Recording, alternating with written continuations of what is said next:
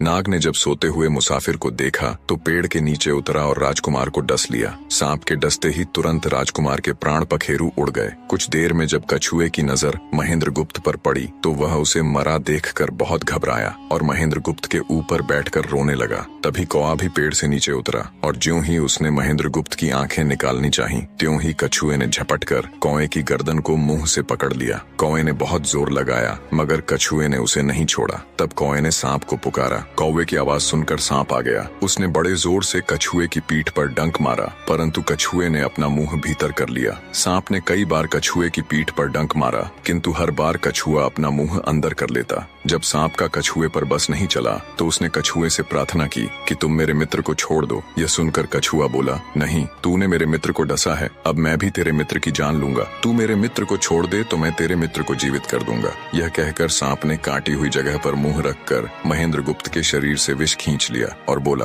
अब तो मेरे मित्र को छोड़ दे। कछुए ने जब राजकुमार को देखा कि उसे थोड़ा होश आ रहा है और उसका जहर उतर रहा है तो उसने कौए को छोड़ दिया। जब महेंद्रगुप्त को होश आया तब कछुए ने उसे सांप के डसने का सारा हाल सुनाया। कछुए की बात सुनकर तुरंत महेंद्रगुप्त के मन में साधु की बताई पहली बात खटकी। सोचा, साधु की एक बात तो काम आई कि एक से भले दो होते हैं। मन ही मन उसने साधु को धन्यवाद दिया और आगे बढ़ चला। चलते चलते कुछ दिनों के बाद जब वे समुद्र के किनारे जा पहुंचे तब कछुए के बच्चे ने कहा, मित्र, मेरा देश आ गया है। यदि तुम कहो तो मैं अपने माता पिता से मिलाऊं। उनसे बिछड़े बहुत दिन हो गए हैं, वे बहुत दुखी होंगे। महेंद्रगुप्त ने उसे जाने की आज्ञा दे दी और स्वयं रात को वहीं समुद्र के किनारे उस जंगल में ठहर गया। जिस जंगल में राजकुमार ठहरा हुआ था उसी जंगल में वहाँ से कुछ दूर ही एक ठग का परिवार रहता था। ठग के 2 लड़कियां और 4 बेटे थे। उसकी बड़ी बेटी ज्योतिष विद्या जानती थी। जब भी कोई राहगीर, कोई यात्री उस जंगल से गुजरता और उसके पास कुछ कीमती होता तो ठग की बड़ी बेटी अपनी विद्या से जान लेती थी। आज फिर से उसे बहुत दिनों बाद बहुत से खजाने की महक आई। उसने अपने पिता से कहा, ऐसा प्रतीत होता है कि इस जंगल में एक पथिक आया हुआ है। उस पथिक के पास 4 लाल हैं। यदि तुम लोग उस पथिक को यहाँ ले आओ तो उससे लाल लेना मेरा काम है। यदि वे लाल हमको मिल जाएं तो हम जन्म भर के लिए निहाल हो जाएंगे, परंतु उस पथिक को मारना मत, उसे जीवित ही पकड़ लाओ। ठग अपने बेटों के साथ तुरंत उसकी तलाश में निकल पड़ा। वे थोड़ी ही दूर चले होंगे कि उन्होंने देखा एक आदमी एक पेड़ के नीचे सो रहा है। उसे देखकर उन्होंने सोचा कि यह वही पथिक हो सकता है जिसके पास लाल हैं। वे उसे पकड़कर ले गए और अपनी बड़ी बेटी के हवाले करके बोले, इससे लाल निकलवाना अब तेरा काम है। ठग की बड़ी बेटी ने पूरे आश्वासन के साथ कहा, तुम लोग चिंता मत करो, मैं इससे लाल निकलवा लूंगी।